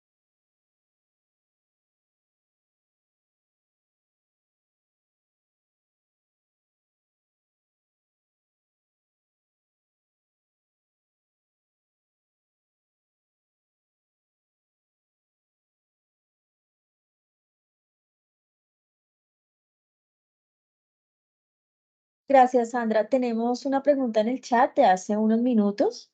Este archivo que está indicando, perdón, ese no es. Pregunta, si en el cruce de la base de datos no se acepta orina por micción espontánea, entonces luego del retiro de la sonda, ¿cómo se confirma el caso? Y si los síntomas aparecen 48 horas posterior de la sonda, entonces no se reporta si es espontánea.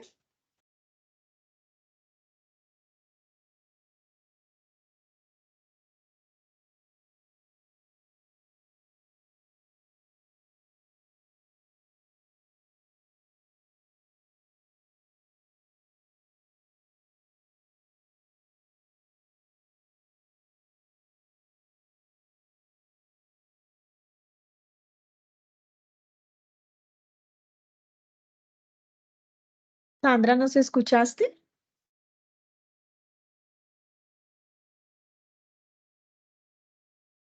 Sí, perdón, estaba hablando con el micrófono apagado.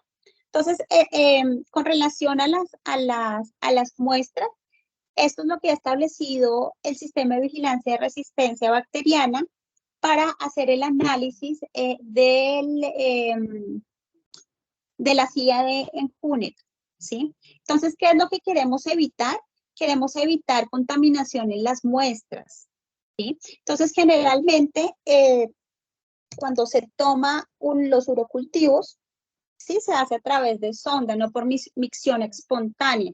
¿Sí? Entonces, lo que queremos es, y el lineamiento que se ha generado es que estas muestras se tomen por sonda, no por micción espontánea, teniendo en cuenta, pues, el riesgo de la contaminación.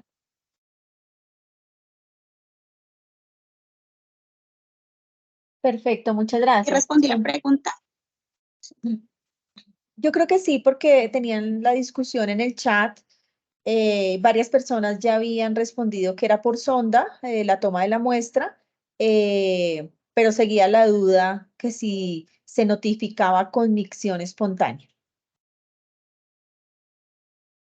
Ok, perfecto. Entonces, no, se toma con sonda, el urocultivo. Perfecto. Marcela, si quieres, puedes guiarme. Sí, Porque voy en las leyéndote, preguntas. sí, hay bastantes en este momento, te Gracias. voy leyendo. ¿Esto implica que la institución tenga activa esta base de datos de seguimiento de dispositivos? Esta base será compartida por ustedes para nosotros hacerlos con las UPGs para estandarizarlo. La UPGD debe tener una base de seguimiento de pacientes con exposición a dispositivo. Este es un modelo muy sencillo para mostrar un ejemplo. Sin embargo, sabemos que muchas instituciones tienen otras bases con otras variables. Aquí los mínimos requeridos, ¿cuáles son?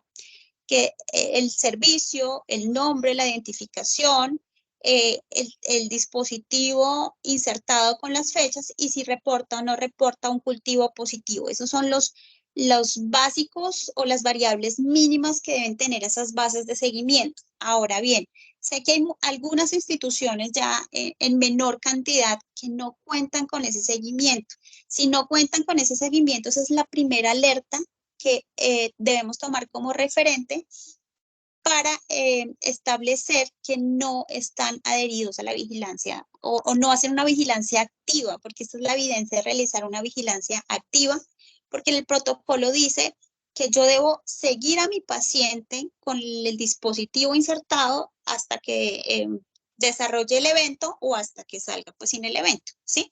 Entonces, no es un modelo estándar. Nosotros como país no queremos establecer una estructura de este tipo de seguimiento. Lo vamos a dejar libre a la UPGD, sin embargo, como les comenté, debe tener esos mínimos requeridos.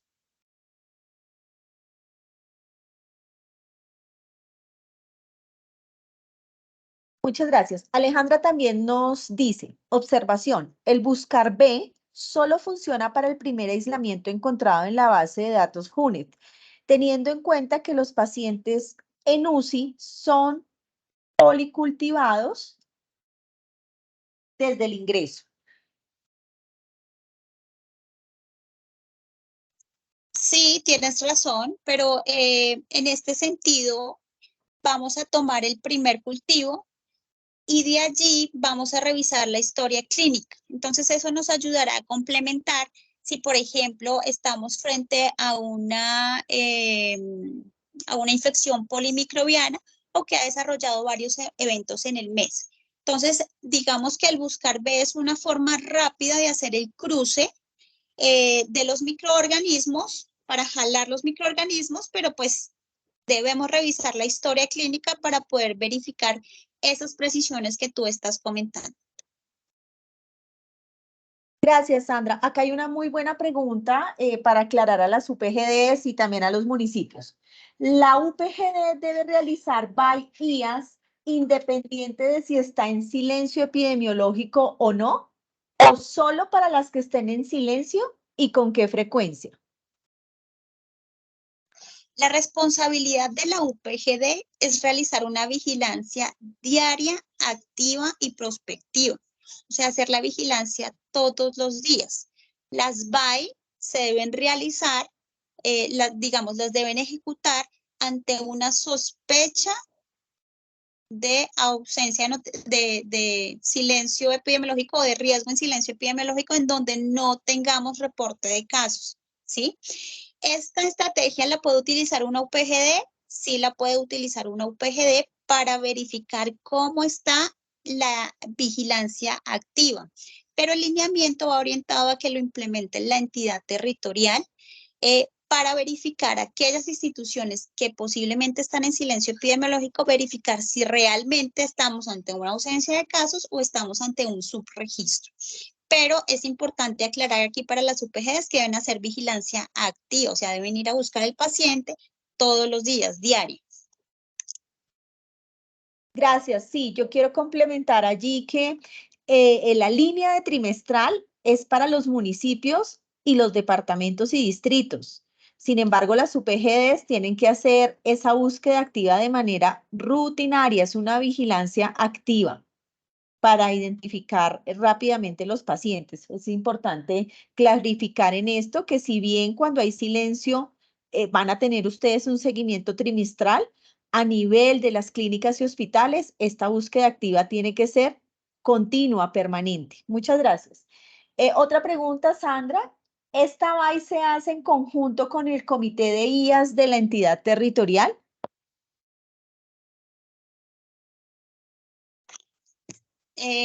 Los responsables de la vigilancia deben realizar esta valla a las UPGDs. Entonces, eh, recordemos que debemos diferenciar dos grupos de manera importante. Uno es el grupo para la prevención, vigilancia y control de infecciones, que es el equipo operativo, el que realiza la vigilancia, análisis de datos, y otro es el comité de infecciones, que recuerden que el comité de infecciones es un grupo más ampliado de personas, ¿sí? Con diferentes roles que con base en el análisis que realiza el grupo operativo, se generan las decisiones y sí, se genera la toma de decisiones, ¿sí? Entonces, cuando hablamos de comité de infecciones, hablamos de ese grupo ampliado en donde está el secretario o el gerente, el director de compras, ¿sí? Entonces, si la pregunta va orientada a eso, te va a responder no. Tiene que hacerlo el equipo operativo de vigilancia. Entonces, puede ir la compañera de laboratorio, con el epidemiólogo, el médico, la enfermera, dependiendo de cómo esté constituido tu grupo de vigilancia epidemiológica. Muchas gracias, Sandra. Buenas tardes. En el formato BAI no se tiene en cuenta el criterio de descarte o de inclusión. Esta pregunta también aplica para el registro en JUNE.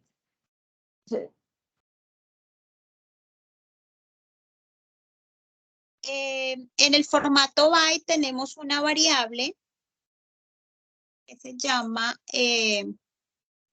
si cumple definición de caso. Entonces, en caso de que no cumpla definición de caso, la acción de tomar es descarto el caso por determinado motivo, ¿sí? Esa es la forma en la que nosotros vamos a revisar o a identificar esos descartes que estás mencionando. Con relación a JUNET, no entiendo tu pregunta, pues la base de datos de JUNET tiene los microorganismos y las muestras pues que fueron procesadas a los pacientes, entonces pues no habría forma de hacer un descarte por la base, pero en el proceso de la BAI, al momento de hacer la revisión, pues ustedes eh, ingresan si cumple definición de caso o no cumple definición de caso y por qué se descarta ese caso.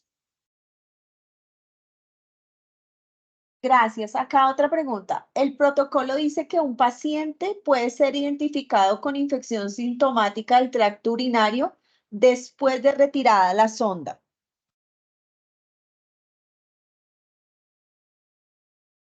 Y 48 horas después, creo que está muy relacionada con la primera pregunta. Y recordemos que los urocultivos se deben tomar a través de sonda, no se pueden tomar por micción espontánea.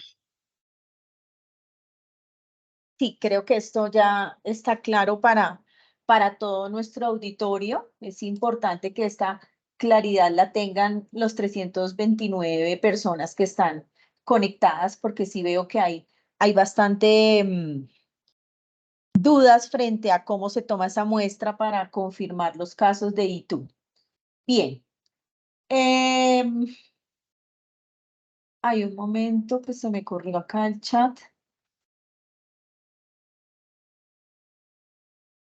En la infección de torrente sanguíneo asociado a catéter no se aceptan muestras de punta de catéter. ¿A qué hace referencia? ¿A que no se envíen a cultivar ese dispositivo? ¿Solamente la botella tomada del catéter?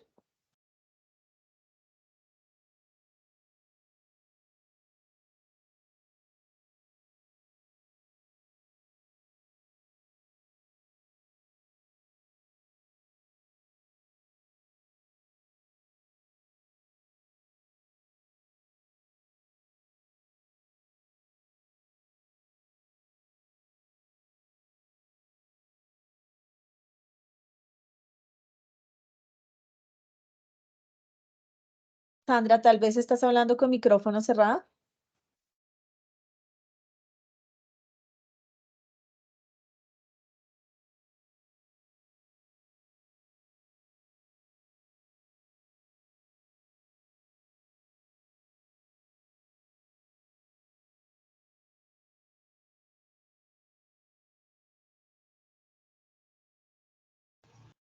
No se escucha, Sandra.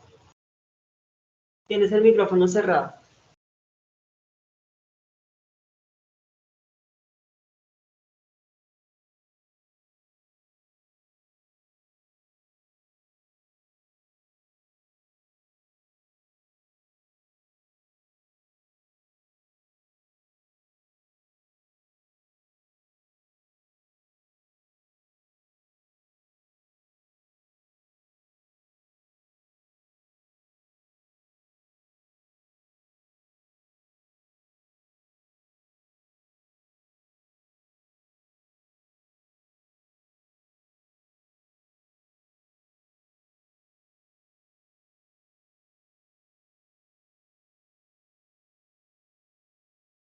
Hola, ¿me escuchan?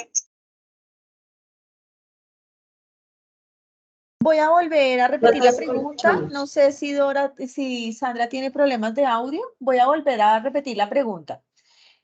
En la infección del torrente sanguíneo asociado a catéter, ¿no se aceptan muestras de punta de catéter? ¿A qué hace referencia?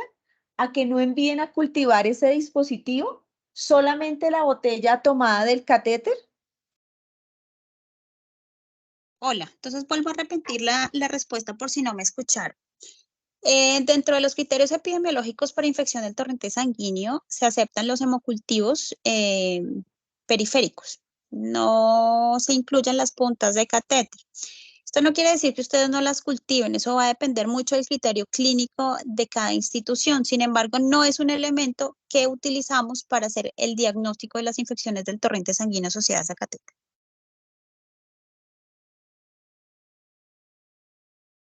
Gracias, Sandra. Hay una siguiente pregunta, no la comprendo bien, pero ahí vamos.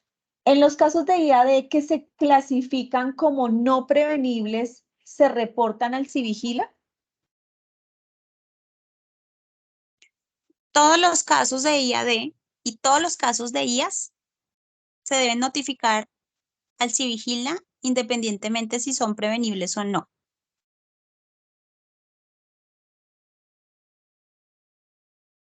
Siguiente pregunta, gracias, Sandra. En cuanto a los pacientes que llegan remitidos de otra institución con dispositivos y con proceso séptico activo al ingreso, pero que llevan menos de 48 horas de ingreso, pero no tenemos información completa de historia clínica de la otra institución, simplemente lo descartamos como una IAD nuestra y cerramos ese caso.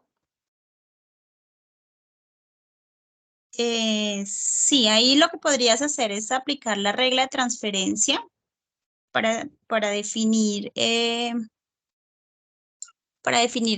a qué institución se le puede atribuir. En el caso, si es menos de 48 horas, como lo mencionas, pues sería atribuírsela a la UPG donde viene remitido. Y si no tiene información suficiente, pues recordemos que cuando un paciente va a una unidad de cuidado intensivo, pues por lo menos formato de remisión de referencia y contrarreferencia trae un resumen detallado del caso, pues podemos utilizar esos elementos. Sin embargo, quiero mencionarles que si lo notifican al sistema de vigilancia y está en ese marco de las 48 horas, no se les cuenta, no se cuenta la institución que la está notificando, sino lo que vamos a empezar a fortalecer es hacer el seguimiento por parte de las entidades territoriales de esos casos para poder verificar y que la UPG lo notifique. En otras palabras, si ustedes notifican esos casos que vienen remitidos y que definitivamente no son casos de su institución, lo que vamos a ayudar es a hacer unas alertas para esas otras instituciones para que identifiquen que esos casos se infectaron, no vienen infectados, pero no se les cuenta a la institución.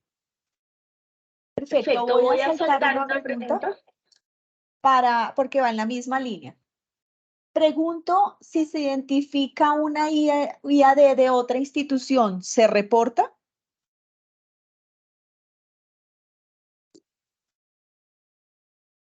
¿Se reporta al sistema de vigilancia? La respuesta es sí. Y vamos a iniciar el seguimiento de esos pacientes que nosotros los denominamos extrahospitalarios para hacer ya los procesos de confirmación y atribución a la entidad o a la UPGD que corresponde. Pero sí se debe notificar. Sí, es importante que ustedes revisen protocolo y lean la ley de transferencia. Allí con la ley de transferencia está claramente que estas infecciones de otras instituciones entran al sistema de vigilancia. Sandra, nos preguntan, ¿el catéter percutáneo se debe también llevar seguimiento?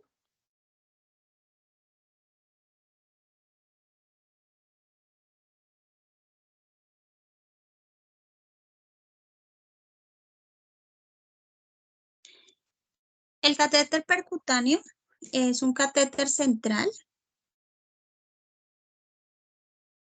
y se debe realizar seguimiento a este catéter.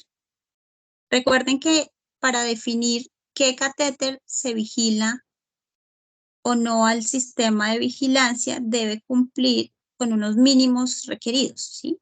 A pesar de la inserción distal, debe llegar a uno de los grandes vasos y debe ser utilizado para la administración de medicamentos o el monitoreo hemodinámico.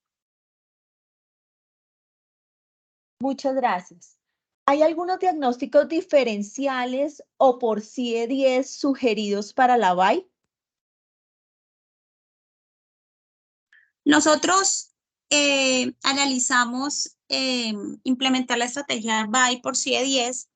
Sin embargo,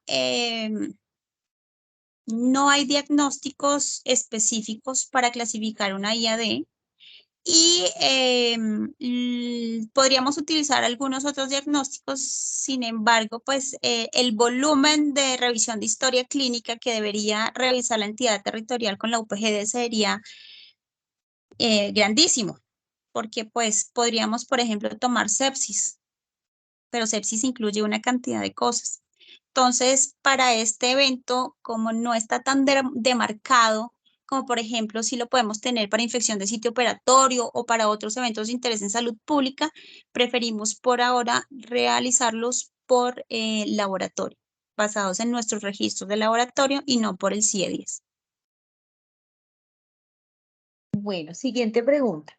Los pacientes en UCI que están bajo sedación presentan sepsis pero sin fiebre, con elevación de reactantes de fase aguda y con policultivos. Lo único obtenido es urocultivo tomado por sonda, pero dado que no presenta fiebre y como está bajo sedación el paciente, no se puede evaluar dolor en ángulo costovertebral ni dolor suprapúbico. ¿Se descarta la infección sintomática del tracto urinario? Aquí lo que deberíamos es analizar frente al criterio epidemiológico y para poderte dar una posición frente a una confirmación y descarte, se debe revisar completamente la historia clínica. Entonces aquí no te voy a dar esa respuesta, pero lo que sí te voy a decir es que debes aplicar el criterio epidemiológico y aplicarlo de forma textual. Entonces, si no cumple con ningún parámetro, es un paciente que no cumple el criterio. Pero pues para darte esa respuesta necesitaría tener más elementos de historia clínica. Y digamos que el tip es aplicar el criterio como una lista de chequeo con los parámetros de lista de chequeo que se orientan o con los puntos o los ítems que están dentro de la definición de caso. Gracias, Sandra. Hay dos preguntas que me voy a permitir responder. ¿Podemos obtener los formatos de visita del instructivo de OPS? Sí, claro que sí. Nosotros vamos a enviar todo esto a los departamentos y distritos y ya dentro de cada departamento va a hacer difusión hacia el municipio y hacia las UPGDs. También van a quedar colgados en unos días en la página web del instituto. Buenos días, ¿nos podrían indicar si el formato de la VAI para IAD se envía trimestralmente por la Secretaría de Salud o por la IPS? Entonces aquí quiero decirles que funciona igual como las otras VAI de los otros eventos. Recuerden que las BAI son responsabilidad de las unidades primarias generadoras de datos, clínicas y hospitales, y ustedes de manera periódica deben hacer ese envío hacia sus municipios. Sin embargo, los departamentos y distritos deben enviar al nivel nacional esas BAI trimestrales. Pero ya al interior de cada territorio, pues sé que están muy bien organizados con sus clínicas y hospitales y efectivamente ustedes como clínicas y hospitales deben reportar esto hacia sus municipios con la periodicidad que se tenga. Algunos municipios lo piden mensual, otros lo piden trimestral, pero esto sí es de completa definición de los territorios, cada cuánto lo van a pedir a las UPGDs. Entonces tendrías que hablarlo directamente con el referente IAS municipal o departamental. Sandra, siguiente pregunta. ¿Para NAP también se incluyen los que sean tomados con trampa de Lukens? Dentro de las bases de datos JUNES no está establecido o categorizado esto de las trampas de Lukens. Por ende, digamos, para la estrategia de búsqueda no es un parámetro para capturar los casos sospechosos. Ahora bien, recordemos que las NAP son las infecciones más complejas y más difíciles de clasificar y estamos validando muestras del tracto respiratorio inferior mínimamente contaminadas. Esos son los parámetros que nosotros hemos establecido o que el criterio lo establece, no nosotros sino el criterio, para clasificar. Y estamos haciendo ya una transición y todas esas secreciones del tracto respiratorio inferior que son tomadas con trampa de Lukens pueden aceptarse como una muestra para la clasificación de las NAP. Gracias, Sandra. Vamos a hacer unas 4 preguntas más, ya que el tiempo se nos termina. ¿Cuándo se sugiere tomar muestras de áreas hospitalarias para perfil epidemiológico, aunque no se presente brote? ¿Me repites la pregunta, por favor? ¿Cuándo se sugiere tomar muestra de áreas hospitalarias para perfil epidemiológico, aunque no se presente brote? Nunca. La respuesta es no sugerimos esto. Únicamente las muestras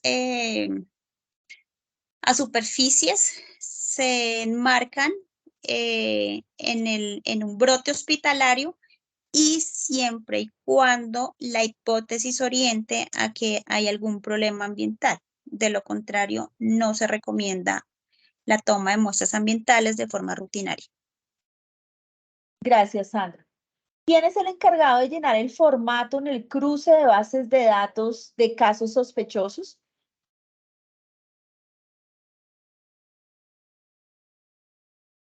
Entonces, eso será una responsabilidad conjunta entre la UPGD y la entidad territorial, porque recordemos que deben hacer una visita en terreno, ¿sí? Entonces, el equipo de prevención, vigilancia y control deberá suministrar y acompañar y ayudar a este referente a realizar todo el proceso de la BAI. ¿Quién lo debe enviar? Lo debe enviar la entidad territorial, como ya Marcela lo explicó. ¿Cómo justifico un retrocultivo si de todas formas retiré el dispositivo?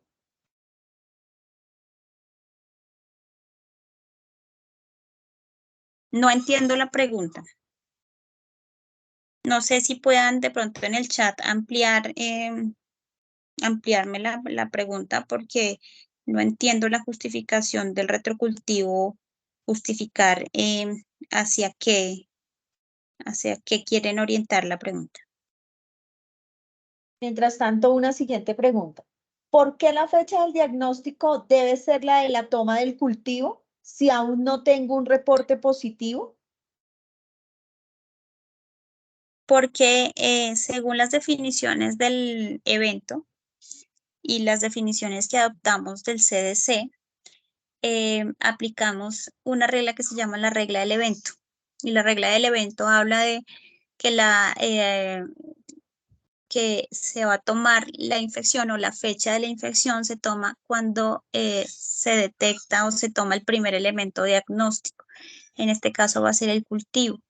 Y en términos de la vigilancia, en la semana epidemiológica o en el día en el que se toma el cultivo, es el día en que está desarrollando los signos y síntomas de infección. Generalmente para la CIAD en las UCIs, pues coincide en la fecha del inicio del evento como la fecha de la toma de cultivo, ya que pues estas acciones se hacen casi que de manera inmediata, ¿sí? Esta fecha de diagnóstico es la que se utiliza en el sistema para atribuir el mes de infección. Entonces, les voy a colocar un ejemplo, sobre todo a fin de mes, que es donde tenemos el problema, ¿sí? Digamos que se toma un cultivo el 31 de agosto, pero el reporte sale por ejemplo, el 4 de septiembre. Ese caso no se lo podemos asignar a septiembre si tomamos como fecha de diagnóstico el 4 de agosto, sino ese caso tendríamos que tomárselo al 31 de agosto para poder calcular las tasas. De lo contrario, estamos asignándole eventos a un mes que no corresponde. Espero que la explicación haya resuelto la inquietud. Gracias. Si tengo un paciente con un hemocultivo con resultado inconcluso y panel de sepsis con detección de patógenos, ¿lo puedo notificar? Por ahora solo estamos tomando hemocultivos como la muestra válida para el diagnóstico de las infecciones asociadas a catéter. Una siguiente pregunta. Buen día, tengo un paciente de 2 meses donde le realizaron toma de hemocultivo positivo y el reporte salió con 2 microorganismos diferentes y Cultraquia SOT positivo. ¿Debo reportar este paciente en formato diferente en Civigila? Sí, a ver, Marcela, ayúdame a entender. Entonces, tienes un paciente que tiene 2 Creo que reportes es de una cultivo, ¿sí? polimicrobiana. Ajá, sí. 2 reportes de cultivo. ¿De la misma muestra? ¿De pronto ahí en el texto dice algo de la misma muestra? No, dice que el reporte, o sea, un mismo hemocultivo salió con 2 microorganismos diferentes. Ok. Si es un mismo hemocultivo, entonces podríamos estar hablando, como lo dice Marcela, de una infección polimicrobiana. Entonces, en el Civigila ingresas el caso, colocas polimicrobiana y hay una pregunta en la ficha que indica si es polimicrobiana sí o no, colocas polimicrobiana sí, y en el módulo de laboratorio ingresas los 2 microorganismos. No hay que llenar doble registro, doble ficha, no, es una ficha con 2 registros de laboratorio.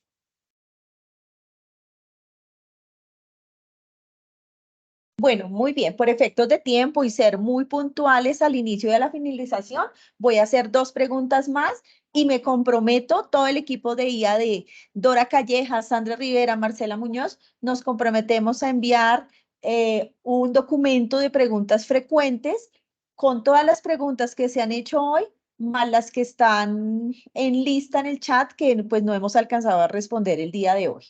Últimas 2 preguntas, Sandra.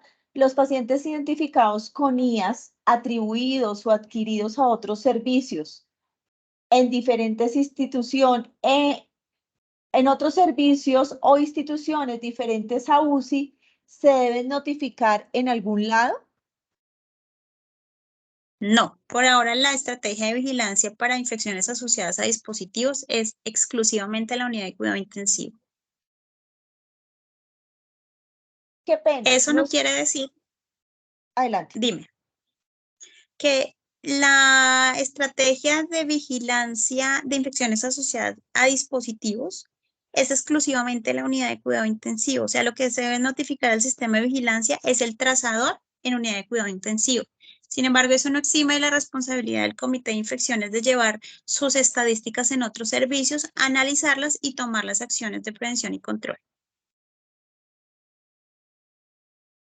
Qué pena, no escuché la parte cuando son IAs extrainstitucionales y no tenemos la historia clínica. Civigila me exige llenar todos los campos. Qué pena, ¿cómo se notificaría en Civigila, ejemplo, una herniorrafia extrainstitucional? Bueno, esto de las herniorrafias no hace parte de este módulo. Sin embargo, si no cuentas con la información completa, no puedes hacer la notificación al sistema, ¿sí? Eso es un punto supremamente importante que debes tener en cuenta, ¿sí? Hay que revisar, sobre todo en los formatos de referencia y contrarreferencia, y en los resúmenes que entregan en el momento pues, de hacer las remisiones de los pacientes, verificar si cuentas con esos datos. De lo contrario, pues no podrías hacer la notificación. Gracias. Solo para complementar, el Civigila bloquea unos espacios cuando la infección se presenta en otra institución. Con esto de la ley de transferencia, entonces, con una información básica que tú tengas de ese paciente en tu institución cuando consultas, puedes hacer la notificación al Civigila. Lo importante acá es que se le informe a la institución dónde se presentó la infección, dónde se realizó el procedimiento. Entonces, si ustedes exploran el Civigila y se coloca la opción 4 de que no pertenece a nuestra institución, se puede hacer la notificación del caso, porque hay unos campos que se bloquean, según diccionario de datos y cómo está parametrizado el Civigila para procedimientos médico-quirúrgicos. Última pregunta, Sandra. Si nos llega un paciente que está intubado de otra institución de salud y permanece en la institución más de 48 horas, ¿se debe notificar? Si cumple criterios para neumonía asociada a ventilación mecánica y aplicas la regla de transferencia y se le atribuye a la UPG donde actualmente está hospitalizado, sí. O sea, el mensaje aquí es que al aplicar la regla de transferencia, no importa que el dispositivo esté insertado en otra UPGD para poder atribuirle a la UPGD actual donde está hospitalizado, porque esto lo que nos va a orientar es a dos cosas. O hubo problemas en la inserción del dispositivo, o hubo problemas en el mantenimiento o el cuidado del dispositivo, ¿sí? Entonces, en este sentido, sí debería notificarse siempre y cuando cumpla con todos los criterios diagnósticos. Y nos preguntan, nos aclaran ya la pregunta del retrocultivo. En lo que preguntaban por retrocultivo, se asociaba con una pregunta previa donde consultaron si se aceptaba la punta de catéter para diagnóstico o el reto de cultivo. Entonces creo que entiendo que esa pregunta es si se acepta un retrocultivo como prueba diagnóstica para clasificar una IAD asociada a catéter central. Ahora bien, debí tomar un cultivo periférico para clasificar el paciente y la pregunta sería, ¿a ese profesional es para qué tomamos retrocultivos si de todas formas retiré el catéter? Es decir, si tomo retrocultivo, dejo el catéter.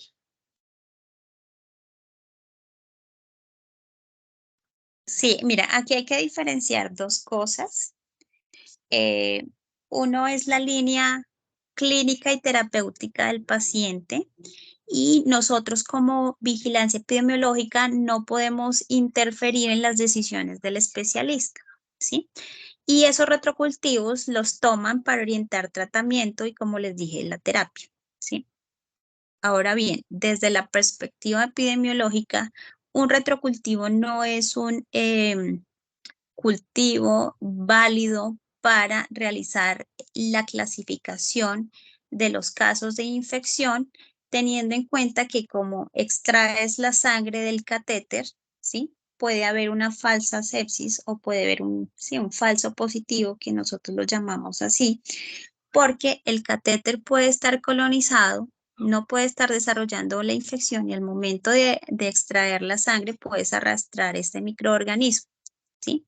Generalmente los especialistas toman como base el retrocultivo y un cultivo periférico, ¿sí? Para orientar el diagnóstico. Sin embargo, el criterio epidemiológico es supremamente estricto y son los cultivos periféricos los que se toman para hacer la definición o la clasificación del evento.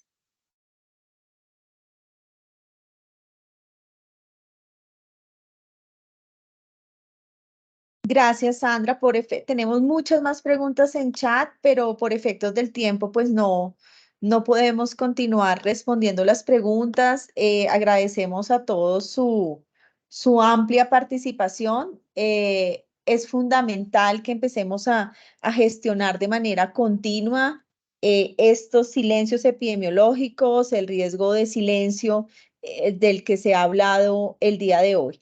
Quiero brindar una felicitación pues a las unidades primarias generadoras de datos que ya están, que vienen de hace muchos años realizando estas búsquedas activas institucionales, agradecerles y invitar a las que aún no han iniciado este proceso, que todo el nivel municipal, departamental, distrital y nacional estamos prestos a acompañarles en este proceso de búsqueda activa institucional, en estos cruces de datos, en estos reportes y análisis para poder fortalecer la vigilancia de IAD en Colombia.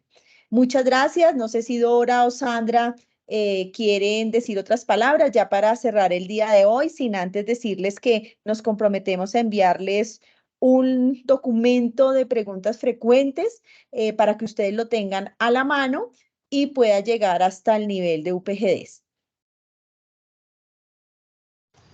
Muchísimas gracias a todos por la asistencia. Esperamos que este instructivo pueda ayudarles a ustedes como entidades territoriales y a sus UPGDs a mejorar las estrategias de vigilancia de infecciones.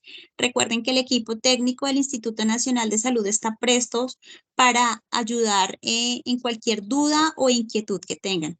No activo la cámara porque, como se dieron cuenta, parece ser que tengo problemas de conexión, pero mil y mil gracias. Yo también quiero agradecer, y ya para finalizar, a todos los participantes, porque sé que entre todos, con todos estos talleres, con todas estas capacitaciones y con su apoyo, fortalecemos día a día nuestro sistema de vigilancia epidemiológica. Muchas gracias por su asistencia.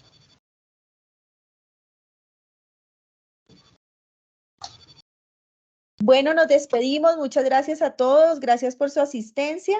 Hay personas que están solicitando el enlace de asistencia. Ya lo volvemos a colocar.